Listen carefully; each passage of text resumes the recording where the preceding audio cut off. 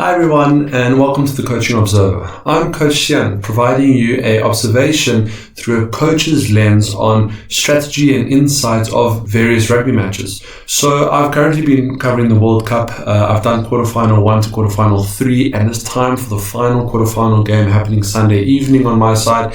And it's none other than the hosts France versus my own home country, South Africa.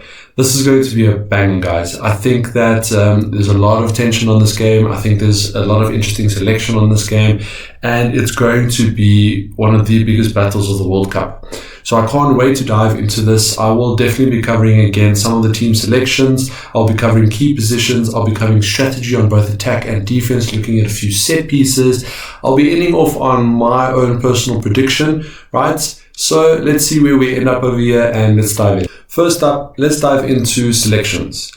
If I was a South African coach, headache, right? They've been trying a bunch of different things. They've been trying multiple positions. We have a lot of talented players. We have a lot of depth in the squad. However, kicking at poles just hasn't quite been where it needs to be. So let's start off with a bit of selection around backline. If I was coaching staff of South Africa, I understand the importance of kicking to poles. Now remember, we are at a place at playoffs where tries don't matter, right? They count a lot more points, but you just need to win by 1 point. You don't need a bonus point. It doesn't count in any favor. So kicking to poles is a massive element. Now, as a South African, we know we've got Pollard, who is very accurate at poles. However, has played one match. We have Lebok, who's a phenomenal attacker at the line, who brings vibrant and energy that Pollard doesn't quite bring on the same as attack. However, Lebok kicking stats for this World Cup specifically has been, abysmal for a 10. We have also tried other kickers. Faf has been kicking to poles. I haven't seen Chesney kick at poles, but we have different options. However, it's not quite come together. This is the first thing South Africa needs to tackle with regards to selection. And honestly, I would prefer someone who brings me an element on attack compared to the kicker. So yes, this is quite controversial. There's a lot of discussion. I want South Africa to go with Manie Lebok. I think Manie Lebok brings good vibrance to the game. I think he gels really well with the team. And I think that he provides us that element or that factor that can really make or break you the game. However, you can also make and break us the game on kicking. I think he just needs a bit of confidence, and he'll get there, and he might fold under the pressure. However, this game will be determined by kicking, and I think Manie Lebok can really carry the guys over. He is a confidence player, so if he misses his first two, it's going down the drain. They'll try a few different kickers. But as soon as he allows his first or second kick, and this is very important. So as a coach, your first actions always need to be positive. I tell this to all of my players. If you're a hooker, right, make sure no matter if it's a line out on the 50 meters, tell the guys, just front jumper, up straight. I just want to get my first throw out of the picture, right? As soon as I get that first throw, it's positive. I start gaining momentum. Same thing with the kicker. I don't want Manie Lebok's first penalty kick to be on the 5 meter, close to the 50 meter mark, and it's almost a 50 plus meter kick on the edge. It's not good for his confidence. I want his first penalty, center field within 22, easy slot over, bang, good, we're good to go. Let's go on to the next one. Vitally important on the psyche of a player, right? And coaches need to be aware of this and implement this, and captains as well. So the whole team needs to come together and understand how important the first positive action is for Manie, right? So I ranted a bit on at Manie over here. If we look at different key positions and selections, it's always tough to think about 12. If we look at experience, it's probably going to be Delindi. However, I keep advocating for Esterhuizen. He really brings me that go forward ball that I enjoy. Despite Delindi having a brilliant game against Ireland, right? I still want to see Esterhuizen come into that picture and go. The next big headache for South Africans is at 13.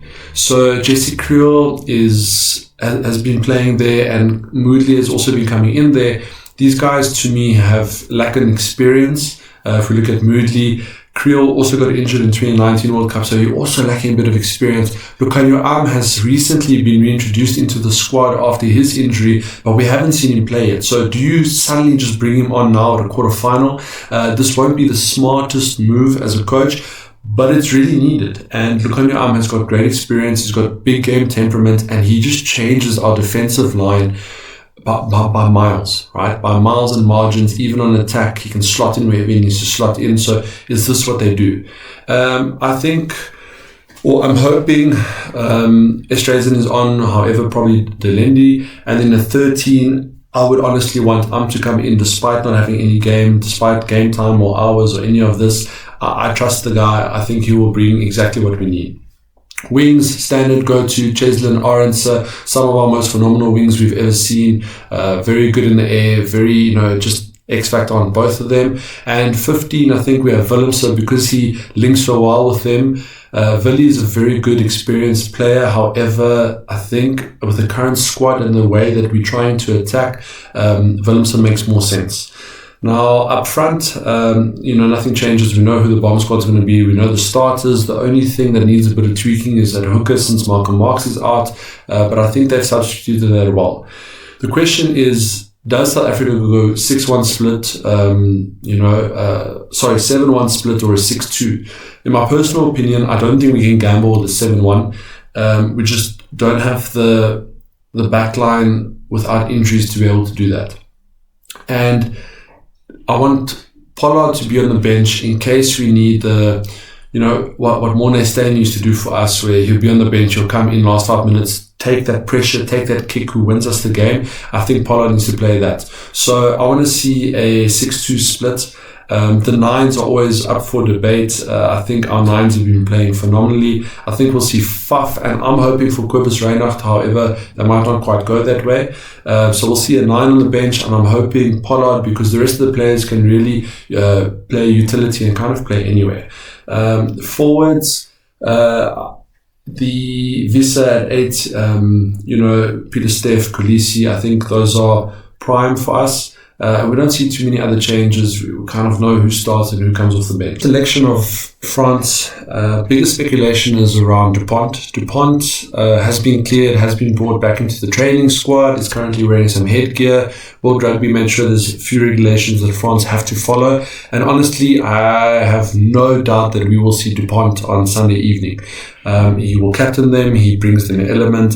And France, without a Dupont and Ntamak, I can't see that happening. I think even the mentality of Dupont means I'm going to play for my team. And he knows it's a home game. France needs this, the team needs this, the nation needs this. And we'll see Dupont starting at 9. They'll probably try to keep him on as long as he can. I think his work rate might change around defensively, just because, he'll be aware, obviously, he needs to try to stay as long. For his distribution and for his temperament that he brings as well. Guys, so Jalibert has stepped in at 10. I think he's been doing great at 10. However, he is depending a bit more on his wings and as well as on Ramos at 15. So I think Ramos at 15 is currently the highest point scorer, if not a New Zealand player, but I think it's Ramos currently the highest point scorer, meaning that his boot is phenomenal, right? He's the kicker at poles. And then, guys, I have to bring up Penard. Penard has been an outstanding wing for France this entire World Cup. He's extremely physical, he's extremely strong, and he's a finisher of note, right? So I think that's, it's a typical selection that we see. We'll see Fiku at center as well. And then forwards, to me, the forwards of France have been consistent, but I've never had that wow element of French forwards. I think that they do what they need to do well, but a guy like Aldred, he is more of their go-to within the French squad. So I think the team from France, the selection from France will be pretty much copy-paste compared to the team that we saw against New Zealand in the opener. And yeah, no big upsets there. I'm glad that, Dupont is back into the mix. And yeah, let's see what they bring, guys. The next thing we need to chat about is strategy. It's difficult. I want to speak about what strategy from South Africa on attack or defense, as well as France on attack or defense, can be most utilized and can have the biggest impact for the game. So let's start on the side of South Africa. Defensively, if Lukonyo is in that squad, it brings a different vibrance. That line speed, the way he reads the game, the way he coordinates that defense is going to be massive for us. Now we know, and I've spoken about this before, the way South Africa defense is a hard line press to try funnel them back into their forwards where they can create those big turnovers. And I mean, come on, we have some of the best players that create turnovers for us. So I think this is what they'll do, or what they'll try. They also need to try limit time once again on, Jalibert at 10. And if you look at their go-tos at the moment, it's definitely Pinot on attack, Ramos linking in with the back line. So how do they look at these elements, and how can they really try suffocate France attacking options running wise? Now, I think France is very comfortable in the air, so is South Africa. So guys, on both sides, I think we'll see quite a kicking game. Not tennis in the form of kicking for territory with regards to 50-22s, but contestables all day, every day, allowing the very strong wings of France against the agile, good wings in the air of South Africa to go out at it. So I'm really predicting a lot of high balls, contestables from the 10, but also a lot from the scrum off, and just getting those box kicks, allowing to just see what happens in the air. It is a little bit controversial because I feel that at the moment there's a lot of yellow cards coming from contestables. So I hope that both teams can keep it as clean as possible and get their timing right, and also their level of the tackle, making sure it's not too high so that this game isn't determined by a yellow card. Something I really don't want is for any of these quarterfinal games to be determined by any form of card, yellow or red. And allowing that ball up is making space for opportunity for these cards to come into play.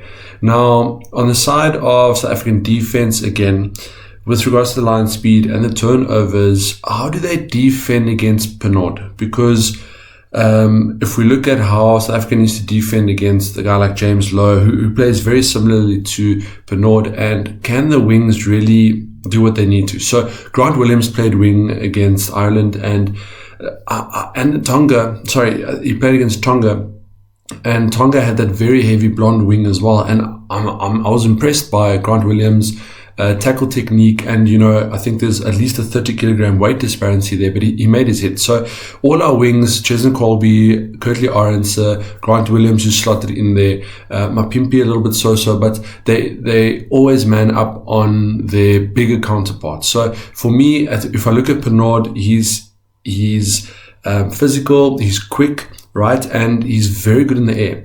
He sticks his man where he needs to. So the guy covering him, I think, is going to be Arends on the left wing. Cheslin Colby will probably play the right wing. And I think Pinot is playing on the right wing. So, Arends versus Pinot, this is going to be quite a battle. Maybe I take it up in the key position. But can we contain Pinot as well as we can? And if is playing, or if Jesse Kriel's playing on 13, are they able to assist, that area, that wing, that tram line area, or just a bit behind the back line, or that aerial battle? So this is the big telltales for me with regards to the defense of South Africa, the things that they'll focus on after that line speed, the areas specifically, and then obviously the high balls. Other than that, guys, it's bread and butter. You need to be able to make your first time tackles. You need to be able to set a good, quick defense line. South Africa ticks all these boxes. Like I said, these top 8 teams, bar Fiji a bit on the defensive line. Defense line sets up quick, makes their first time tackles. It's to see where they can break down their defense. Now, again, I think that France might have a bit of advantage on the tram lines with their wings being different built than us. But the same thing goes for South Africa in the sense that the bigger, heavier wings aren't as agile and maybe not as quick as some of our agile wings, such as Kurtley and Cheslin. Again, they are able to really use their feet, use their deceptiveness, use their change of direction into their favor and try hit and beat their one-on-one. So, yeah. Let's dive a bit into South African attack. What to see, I've already mentioned they'll definitely be doing the high contestables, not that much 50-22 contestables, and then allowing to see if they can play off of that broken play. South Africa really hasn't changed too much in their attack. It all depends what they see, what's in front of them. So again, they'll do the 1-3-3-1 split, hitting up with their forwards, big, hard, dominant carries, trying to look into the tram lines, trying to allow the guys like Sia Kolisi to, suck into defenders, to open up the wings, like they've done so many times before. We'll see how well Damien links with the backline. So when he comes up and into the line, I still don't think he's found that great space like what Villy has. However, he really brings a good attacking element where he'll back his kick and chase, or he'll back his step, like we've seen that he did against, I think it was Romania, his classic step. So the attacking guns of South Africa has changed from the sense of, they are versatile. We have really good guys who play well, who are very good one-on-one. And I think that they can find a lot of mismatches against the French forwards. French forwards are extremely heavy. I think I brought this up with regards to the New Zealand game. And if our backline finds those mismatches and finds those opportunities where they can really stretch the French defense, those gaps start opening up. Now, on the side of the French defense, what do I need to see from them?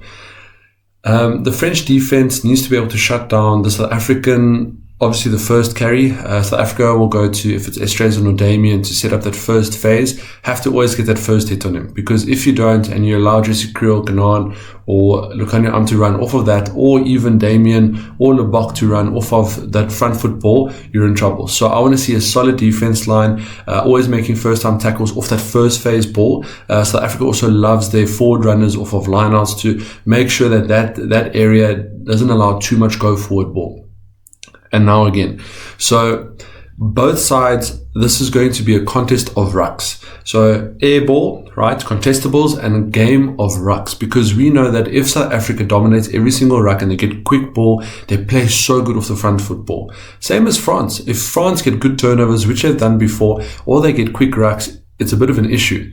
Now, I want to see how well these two teams really manage the ruck area. So the ruck area for me is actually going to be more important than the high balls. And I want to see how well can they protect their rucks, how few turnovers can they concede, right? And then, how much mischief can they get up to the rucks? How much can they slow that ball down? How much can they get into the face, get into the psyche of the other players as well, and just continuously, make them moan at the ref, or slow down, or grab that 9, like at the legal side of things. And we'll see a lot of this. A guy like Eben Etzebeth has really become great at this.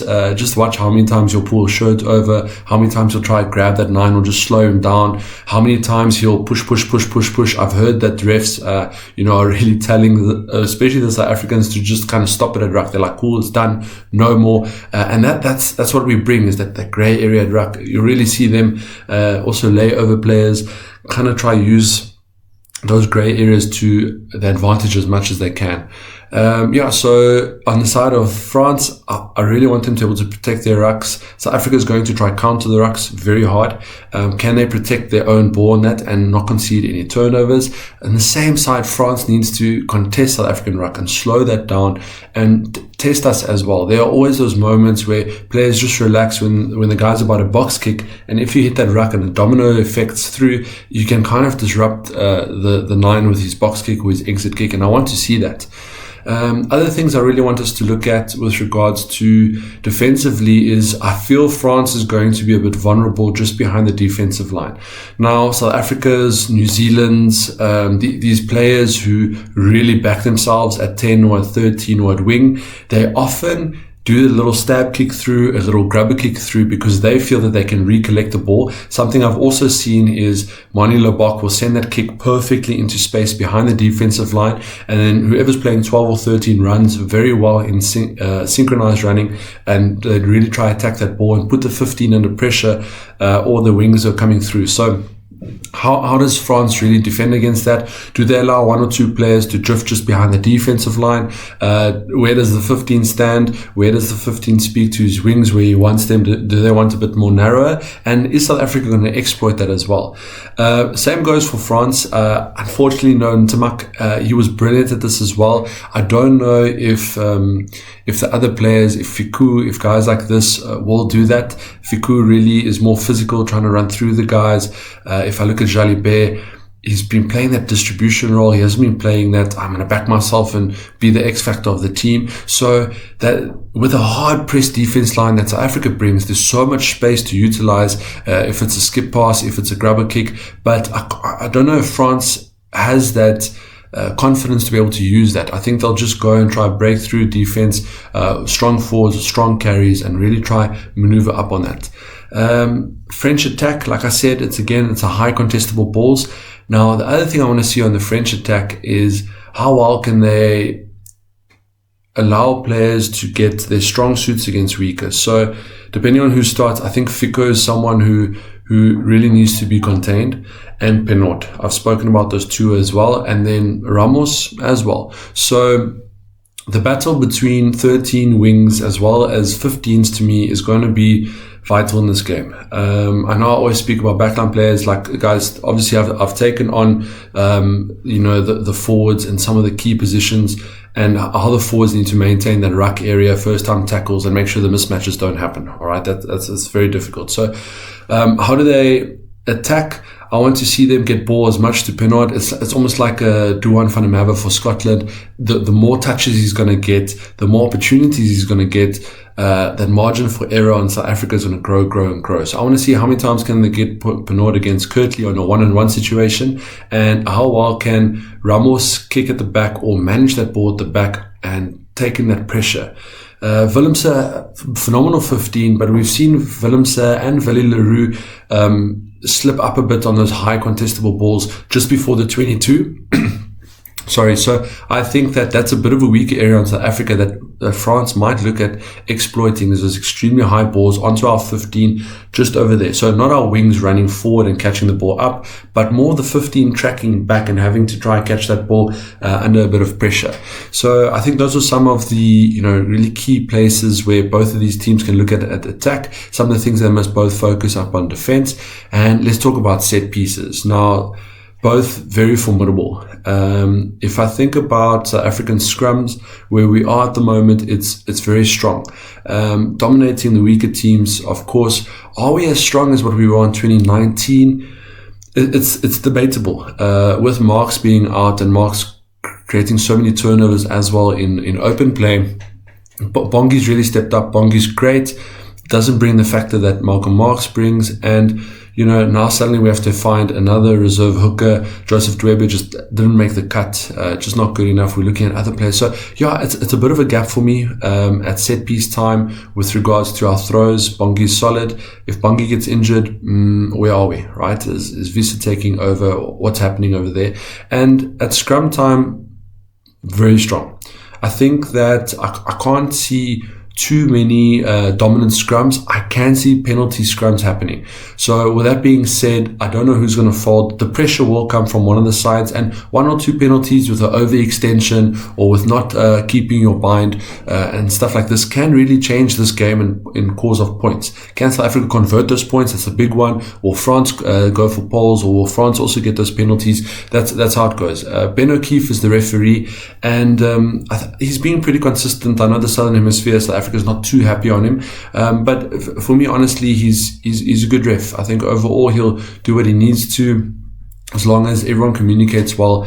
But penalties at scrums haven't been too consistent for me. So let's see which way it goes. It's pretty much that, like which way the stick falls. We'll see that at scrum time, and let's see how well they can use it as a launching option.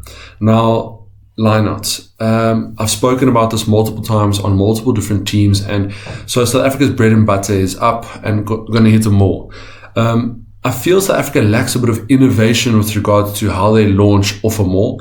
It's always the same thing. It works, right? It works. It's a bit boring. They always go through. Can France stop that driving maul?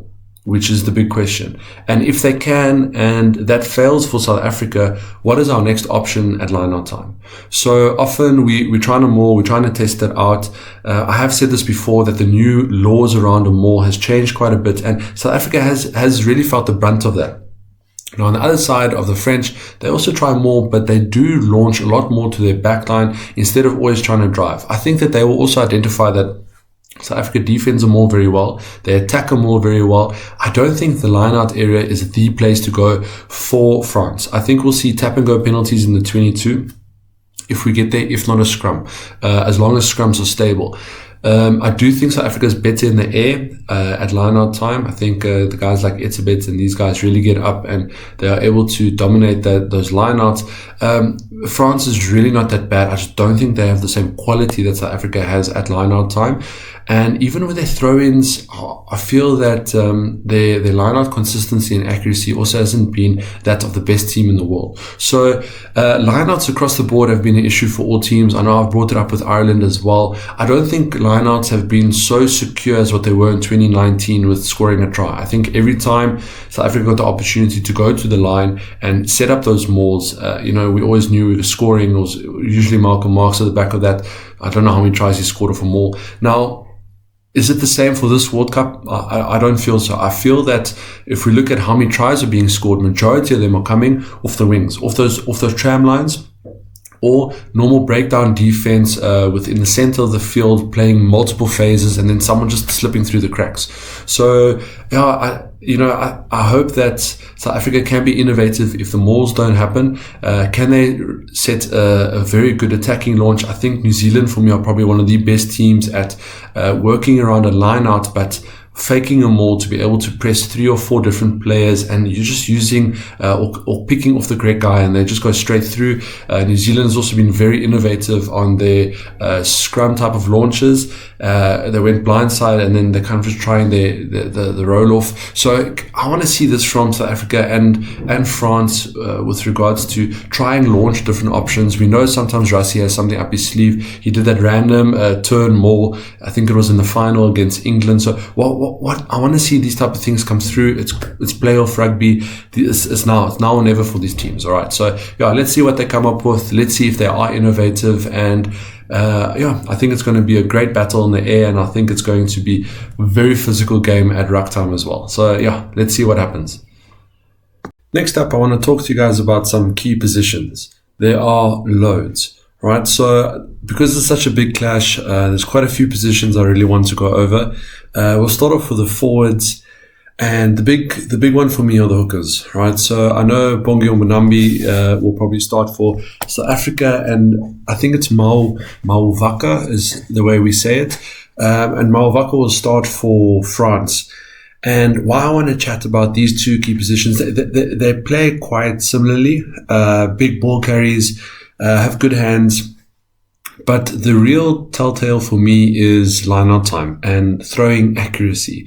So Bongi, I think, is quite accurate. However, the French hooker Mauvaka isn't that accurate for me at line-out time. I think that he's there for his carry ability, for his tackle ability, but if I look at their line-outs, his accuracy hasn't been good enough.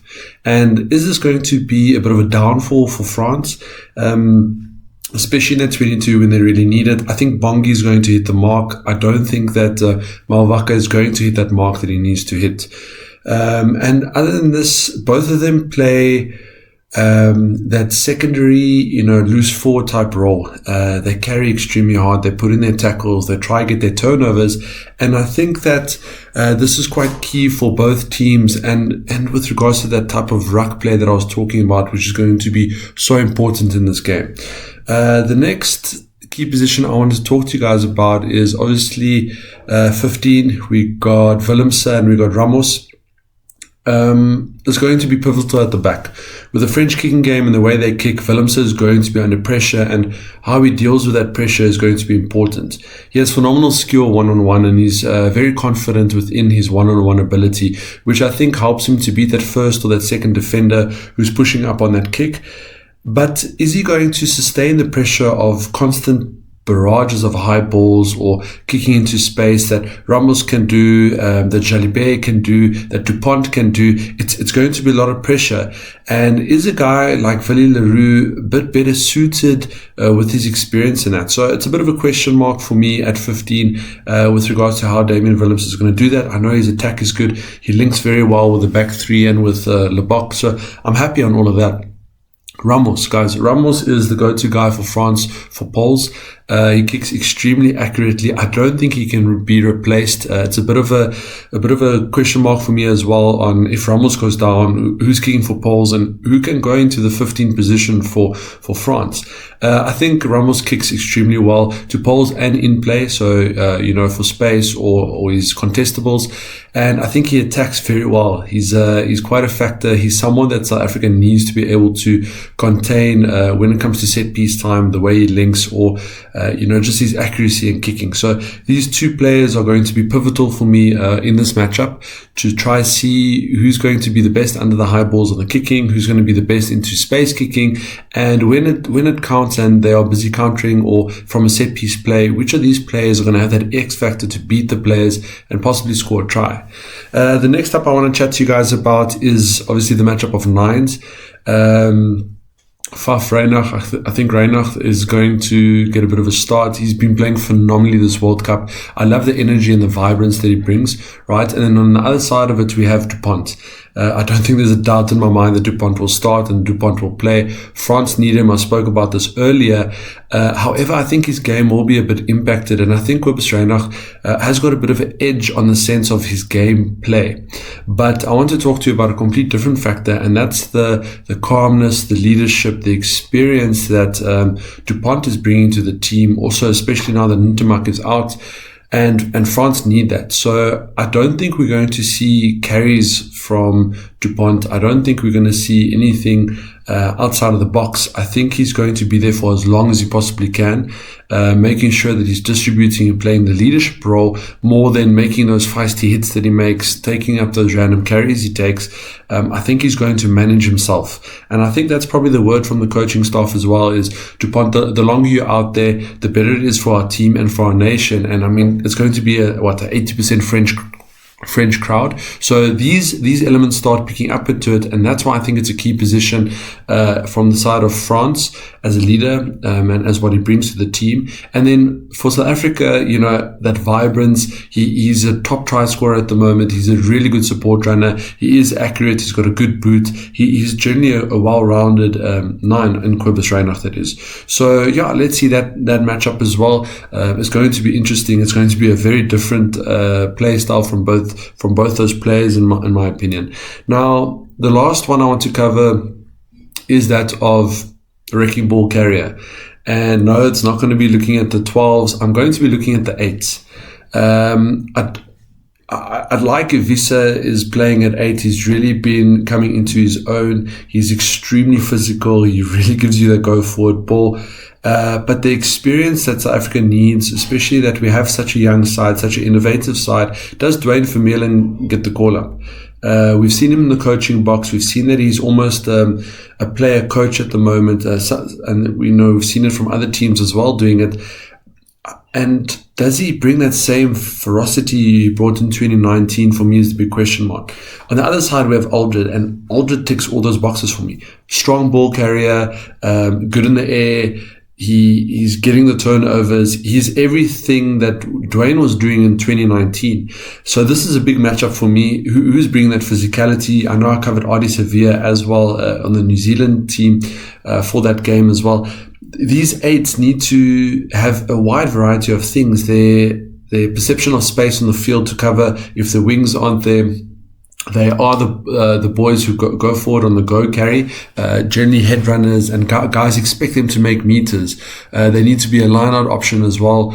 And, I just feel that if Dwayne is getting picked ahead of Visa, we don't have the 8s such as Ardie Sevilla or such as even Aldred to me. And I think that France has got the upper hand with Aldred on this very key position for me. So let's see who gets the go forward ball. Let's see who's carrying the most, who's bringing that intensity and physicality for their team.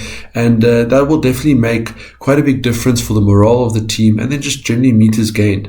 I've got a feeling Aldred's got a one ahead on over here with meters gained and maybe even tackles made, and his work rate being quite a bit younger as well. So yeah, let's see those matchups. I can go on and on about the matchups because there are so many key positions within this game, and it's closely narrowed, right? I'm going to stick away from my wings. I would like to cover, if we're looking at Bernard, who's been great. His counterpart, Jason Colby, has won us a World Cup. That's quite an interesting matchup as well, but let's stay away from those. Let's leave the players to play, and let's dive into my prediction on the next one. Great, guys. Now for the hardest part of my videos, and I've really been struggling within this quarterfinals. Again, it's, do I look analytical? Do I look with my heart? Where does it go? Where are they playing? There's so many factors that go into this other than just who are the teams, who are the selections, and if you're looking at history, right? World Cup, we love it, we hate it, we all want to win. However, only one team can really lift up, and it is only the quarterfinal, so there's still 8 teams into it. If I look at my prediction, guys, everyone has asked me pre-World Cup, where's it going? And I have to stick to my guns. I always said that I don't think South Africa makes it out of the quarterfinal. It was always going to be New Zealand or France meeting in the quarterfinal, and it was always a very tough ask for me. If France play the way they did against New Zealand in the opener, it's going to be tough. South Africa also dropped a game against Ireland in the pool stages, which wasn't our first game. If we look at our history that we did against New Zealand in 2019, there's a lot of factors going into this, guys. My heart bleeds for South Africa. My prediction on this one has to stick with France. I think that the host nation is going to have a few upper hands. With regards to depth and players, I think South Africa has got an edge, but there's so much more that goes into this. Even before the World Cup when we met, I think it was narrow. I think it was 30-26 to France with a lot of cards.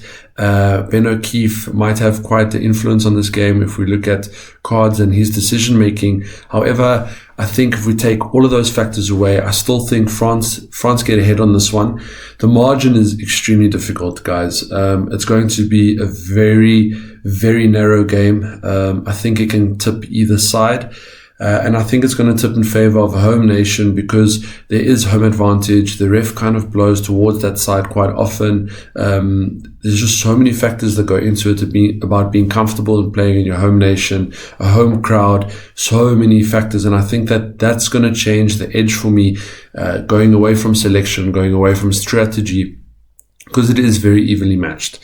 So I say halftime, a draw to a 3-point margin, so it's going to be extremely tight. It's going to be 6-6, 9-9. I don't think 12-12 is too high of a score for the first half. 6-6, 9-9, maybe 9-6, maybe 6-7. It's going to be that narrow in the first half. Second half, they would have really tested each other. Maybe a few more open up just because of, with regards to the selections and the bench having to come on, and we'll see a try or two in total, which takes my score to maybe 18-15 in favor of France. So I think a very narrow game. I'm going for 18-15 or a 21-18, something around there, towards the favor of France. But my heart bleeds for South Africa, and I have to stick to my guns on this one. A real tough decision. So let's see what happens on Sunday evening, guys. And that's a wrap. That comes to my conclusion on my last quarterfinal game. It's been a content-driven week. I've really enjoyed it. It's been tough, but it's been thrilling. Thank you so much for following me and, just enjoying my content for the last week. I really hope that it gave you some insights, some fruitful thought. I know some of the things are controversial. Whatever it is, guys, get into the comment section over there. Please don't forget to like, share, and subscribe on my video. I appreciate everyone. And let's reconvene next week and see what the results hold for this week. Have a lucky one, guys. Enjoy all the games as much as I will. Cheers.